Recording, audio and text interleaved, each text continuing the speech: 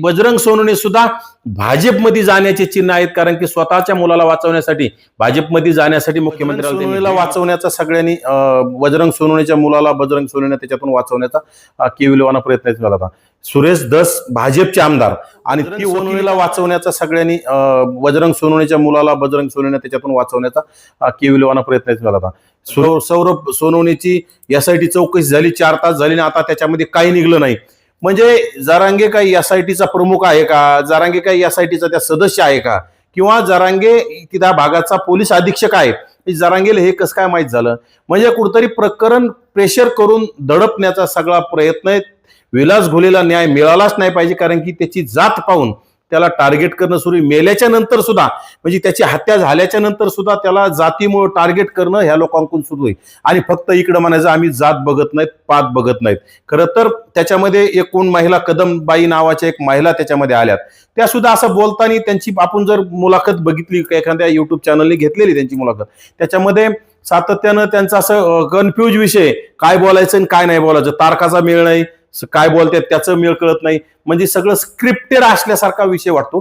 त्यामुळं त्या कदमबाईची सुद्धा SITने चौकशी केली पाहिजे आणि त्याच्यामध्ये विलास घोले दोषी जर कोणी असेल तो विषय वेगळा, परंतु कुणी असा अचानक बाहेर येईल आणि त्या सौरभ सोनवणेला वाचवण्यासाठी बाहेर काढल्या बी जातील ना, कुठेतरी सुपाऱ्या देऊन सुद्धा बाहेर काढल्या जातील. कारण की हा इतिहास आहे, एखादं प्रकरण दडपण्यासाठी महिलांना समोर केलेले अनेक प्रकरण आपण बघितलेले आणि त्यातूनच हा चाललेला खेळ आहे.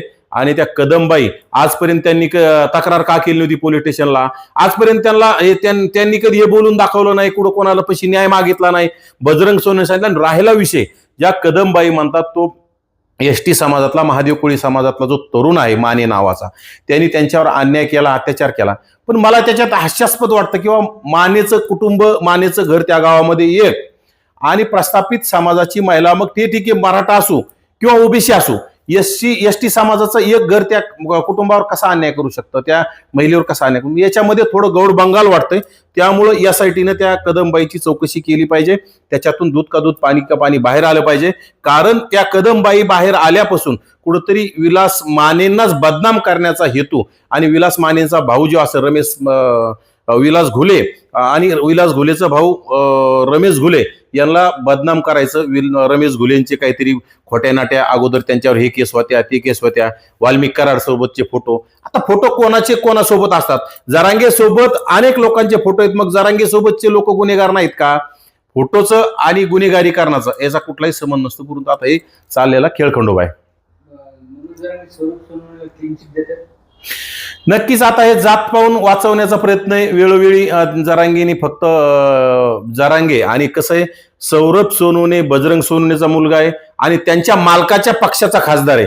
कारण की जरांगेचे मालक पूर्वीपासून शरद पवार आहेत, सुसुतोताई आहेत, रोहित पवार आहे आणि त्यांच्या पक्षाचा खासदार आहे. मग त्याला ते वरून आदेशच आले असते ना वाचवण्यासाठी. म्हणजे हे सगळं स्क्रिप्टेड चाललंय. सगळ्यांनी सारखं बोलायचं, इकडं सुप्रकाश सोळंके शब्द काढायला तयार नाही, इकडं पंडित शब्द काढायला तयार नाहीत आणि सुरेश धसांना तर घाई झाली सौरभ सोनवणेला क्लीन चिट देण्याची. कारण की हे कुठतरी प्रकरण सगळ्यांनी मिळून घोलेलाच बदनाम करायचं आणि प्रकरण संपून सौरभ सोनवणेला वाचवण्याचा सगळा प्रयत्न आहे. आणि विशेषतः जर सौरभ सोनवणे याच्यामध्ये नसता तर बजरंग सोनवणेने मुख्यमंत्र्याची भेट घेण्याची घाई केली नसती. आणि बजरंग सोनवणे सुद्धा सातत्यानं कुठतरी या लोकांच्या सहकार्यानं आम्ही निर्दोष आहोत सांगण्याचा केविलवाना प्रयत्न करतात. परंतु SITचा काय अहवाल बाहेर येतोय त्यानंतर ते दोषी आहेत का निर्दोष आहेत हे सांगणं आपल्याला कळेल. परंतु त्याच्या अगोदरच जरांगे असतील, धस असतील, हे लोक जर अगोदरच निकाल देत असतील तर हे काही न्यायाधीश नाहीत, हे काही SITचे प्रमुख नाहीत, हे किंवा पोलीस अधीक्षक नाहीत. त्यामुळे हे लोकांनी याच्यात तुम्हाला जर घुले कुटुंबियाला न्याय द्यायचा नसेल, घुले कुटुंबियांना सांत्वन करायचं नसेल तर कमीत कमी त्याच्यामध्ये त्यांची बदनामी करणं तरी तुम्ही थांबवा आणि कुठतरी चुकीचे लोक याच्यामध्ये समोर आणून कुठतरी बदनामी करण्याचं षडयंत्र थांबवलं पाहिजे. याच्यामध्ये आता हात आहे नाही, परंतु त्याच्यात सगळ्या घुले कुटुंबियांचं म्हणणं आहे की सौरभ सोनवणे त्यांना पळून जायला गाडी दिली, सौरभ सोनवणे त्या उनवणे नावाच्या पोलीस निरीक्षकांना फोन केला आणि तो उनवणे सातत्यानं बाहेर येऊन कुणाशी बोलत होता, त्या उनवण्याची सुद्धा सीडीआर तपासली पाहिजे, सौरभ सोनवणेची सीडीआर तपासली पाहिजे. आणि सीडीआर तपासून एसआयटी चौकशीचा अहवाल बाहेर आलेलाच नाही. त्याच्यातून आपल्याला सातत्यानं कळलं. आपण काय विनाकारण सौरभ सोनवणे त्याच्यात नसेल तर अटक करा म्हणणार नाहीत, त्याच्यात नसेल तर त्याला बळजबरी आरोपी करा असं म्हणत नाहीत. परंतु तिथली जी माहिती स्थानिक लोकांकडून चर्चा अशी की 100% सौरभ सोनवणे त्याच्यामध्ये आहे आणि त्याला वाचवण्यासाठी हे सगळ्या लोकांचं प्रेशर आहे. आणि त्या ह्या प्रेशरमुळं कुठतरी बजरंग सोनवणे सुद्धा भाजपमध्ये जाण्याचे चिन्ह आहेत, कारण की स्वतःच्या मुलाला वाचवण्यासाठी भाजपमध्ये जाण्यासाठी मुख्यमंत्र्याला त्यांनी भेट घेतली आणि स्वतःच्या मुलाला वाचवा असं त्यांनी विनंती करण्याचं काम केलेलं आहे.